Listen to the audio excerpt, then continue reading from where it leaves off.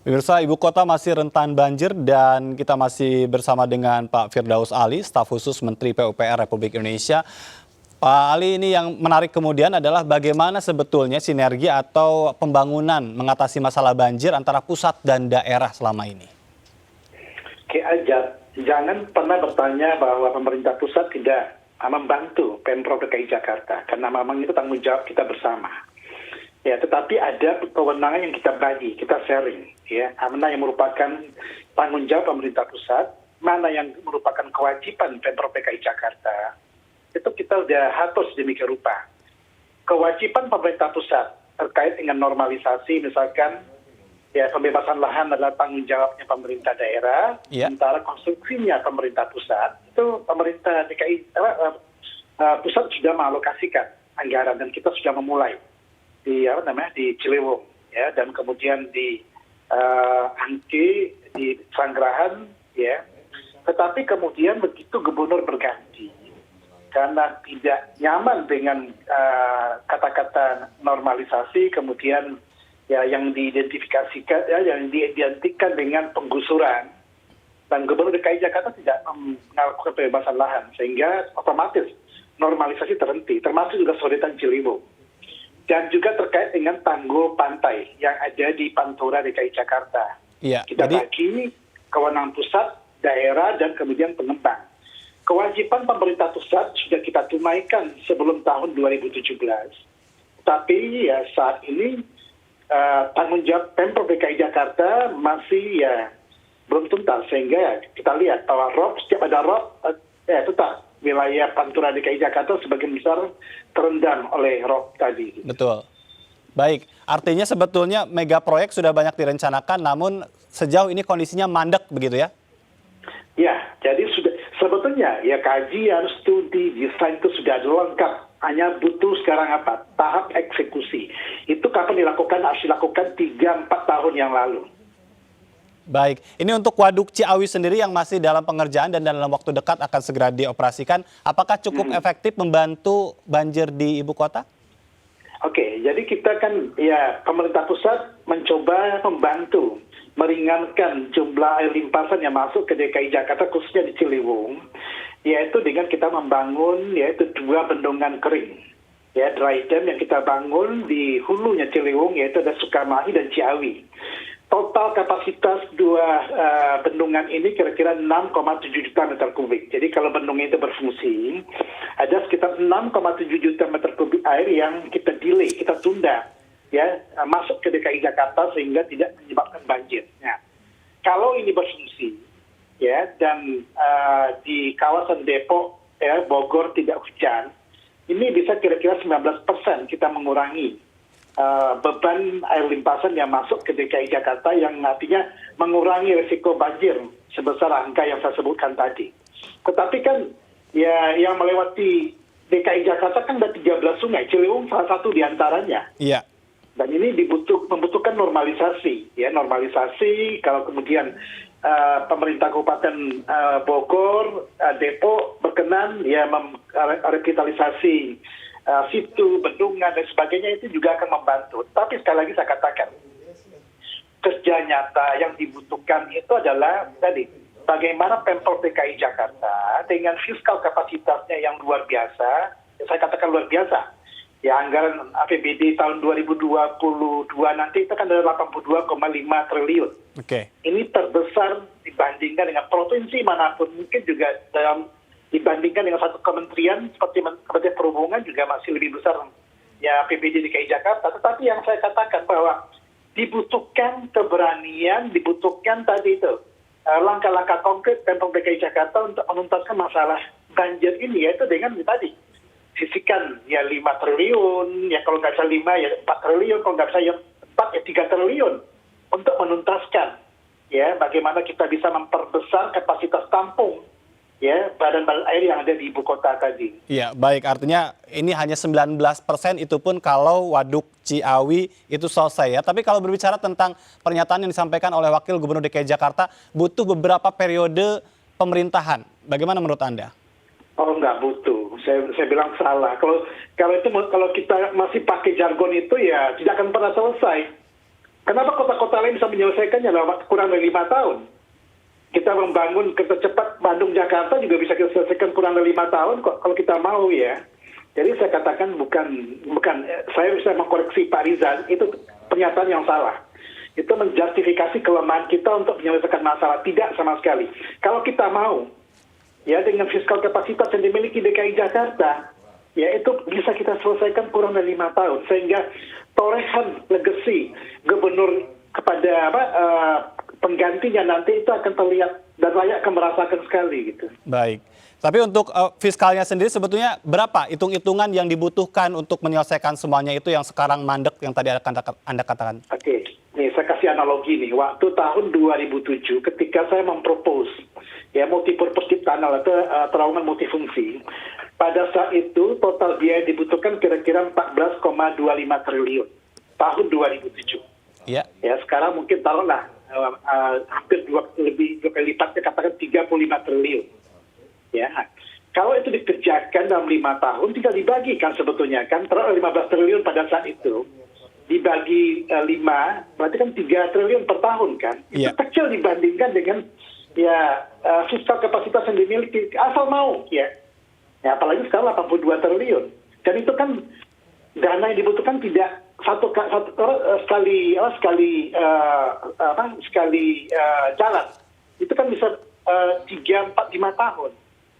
Jadi sekali lagi saya katakan bahwa ya sangat ya menyedihkan sekali kalau kemudian Pemprov DKI Jakarta ya merasa tidak mampu ya, padahal ya saya katakan APBD-nya besar sekali. Baik. Pak Firdaus Ali, ini kan BMKG memprediksi akan terjadi terus-menerus ke depan, dalam 2 bulan ke depan ini menjadi waktu yang tentu harus diwaspadai.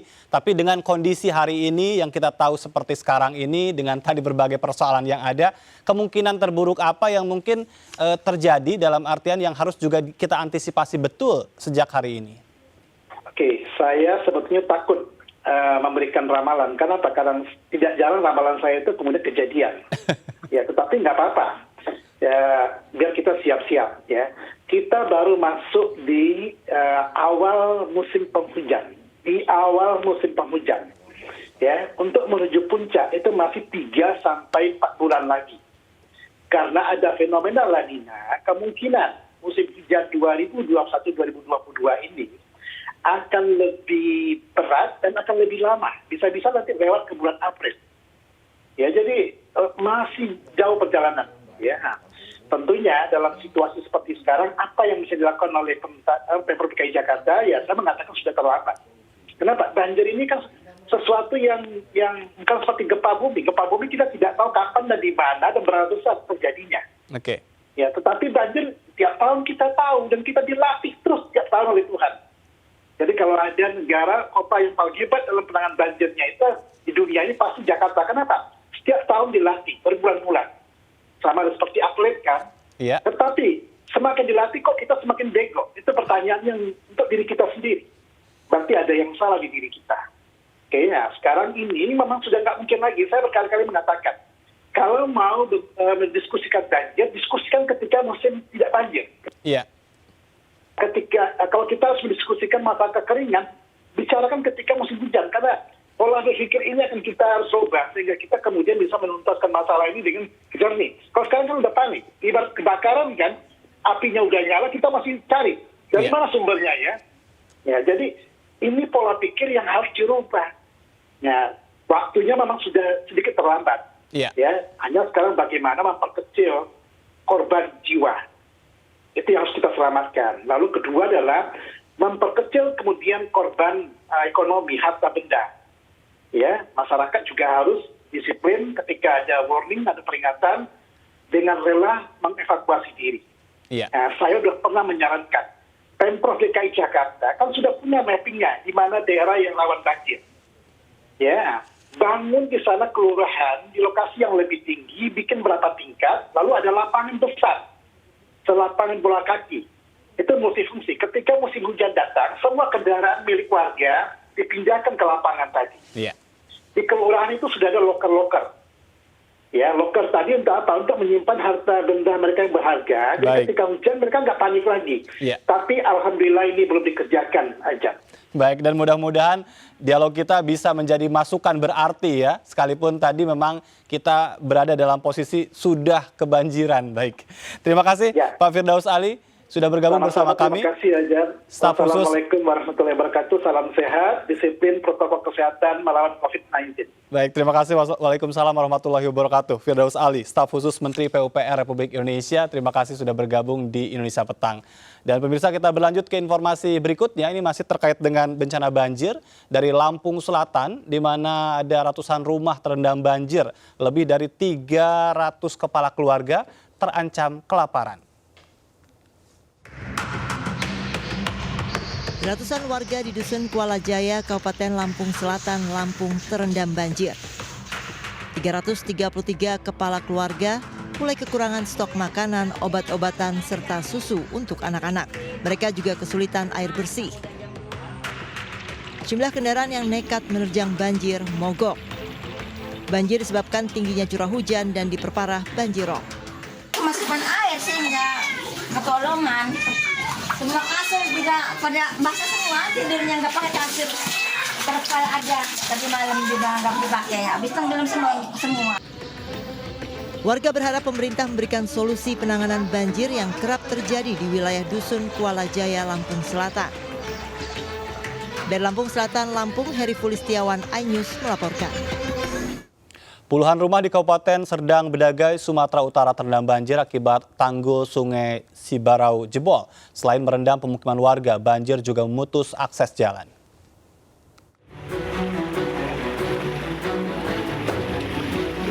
Akses jalan menuju Dusun 2 Desa Maria Padang, Kecamatan Tebing Tinggi, Kabupaten Serdang Bedagai, Sumatera Utara yang terputus akibat banjir luapan Sungai Sibarau menyulitkan warga untuk keluar masuk desa.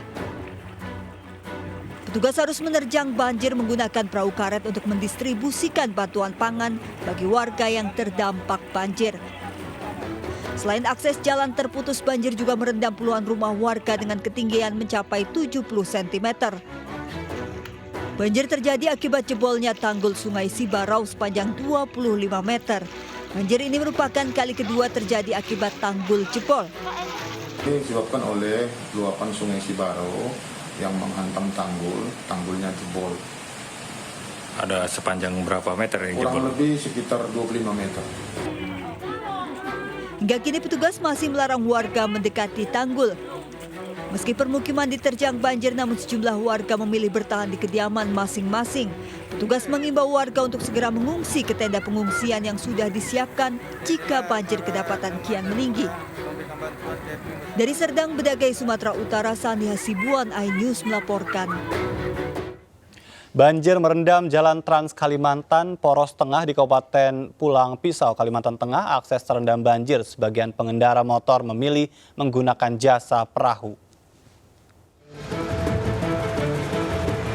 Satu persatu kendaraan roda 4 yang melintas harus memperlambat laju kendaraannya agar banjir tidak justru berpotensi masuk ke mesin hingga mengakibatkan mogok. Warga tak punya banyak pilihan jalan yang menjadi jalur utama penghubung ke sejumlah kabupaten di Kalimantan Tengah maupun ke Provinsi Kalimantan Selatan dan Timur terendam banjir setinggi 30 hingga 80 cm. Kondisi jalan yang rusak dan berlubang membuat pengendara harus ekstra hati-hati saat melintasi jalan yang tergenang banjir. Sementara kendaraan roda 2 yang hendak melintasi banjir di Jalan Trans Kalimantan Poros Tengah Desa Bukit Rawi, Kabupaten Pulang Pisau, Kalimantan Tengah harus diangkut dengan perahu. Pengendara memilih menggunakan jasa angkutan perahu dengan membayar ongkos Rp50.000 untuk sekali menyeberang karena khawatir mogok dan beresiko kecelakaan. Aja daripada lewat situ kan lebih cepat juga. Lebih aman lewat. Ya, keselamatan itu perlu juga. Akhirnya mulai dalam gitu. Banjir yang menerjang Jalan Trans Kalimantan Poros Tengah di Desa Bukit Rawi, Kabupaten Pulang Pisau, Kalimantan Tengah sejak Senin sore terus meluas dan bertambah parah. Tingginya intensitas hujan ditambah banjir kiriman dari daerah hulu serta meluapnya Sungai Kahayan dan Sungai Rungan menyebabkan banjir yang menerjang Jalan Trans Kalimantan Poros Tengah kian meluas. Jika sebelumnya banjir hanya merendam jalan sepanjang 600 meter, namun kini diperkirakan telah mencapai 1 kilometer. Banjir di jalur Trans Kalimantan Poros Tengah kerap terjadi setiap datang musim penghujan. Warga berharap pembangunan jembatan layang di daerah setempat segera dirampungkan untuk memperlancar arus lalu lintas. Dari Kabupaten Pulang Pisau, Kalimantan Tengah, Ade Saka, iNews melaporkan. Tidak hanya merendam jalan Trans Poros Kalimantan Tengah, banjir juga merendam permukiman warga di Kompleks Anoy Ujung di Palangkaraya, Kalimantan Tengah. Banjir membuat aktivitas warga terganggu. Banjir yang merendam pemukiman warga disebabkan tingginya intensitas hujan dan meluapnya Sungai Kahayan. Akses jalan utama terputus, terendam banjir selama 4 hari terakhir. Warga khawatir banjir susulan kembali terjadi mengingat curah hujan yang masih tinggi.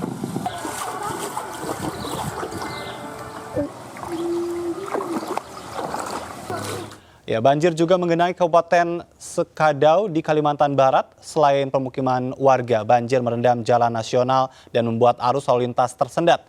Bantuan untuk korban banjir terus berdatangan dan didistribusikan kepada para korban banjir di pedalaman. Ratusan rumah di sejumlah desa dan kecamatan di Kabupaten Sekadau, Kalimantan Barat hingga kini masih terendam banjir. Tingginya banjir membuat warga terpaksa menggunakan perahu sebagai alat transportasi. Banjir juga merendam kawasan pedalaman, salah satunya Desa Belitang 1, Kecamatan Belitang, Kabupaten Sekadau. 500-an kepala keluarga di wilayah ini terisolir setelah banjir merendam rumah warga selama 3 pekan. Untuk mendistribusikan bantuan, petugas terpaksa melalui jalur sungai akibat jalur darat terendam banjir.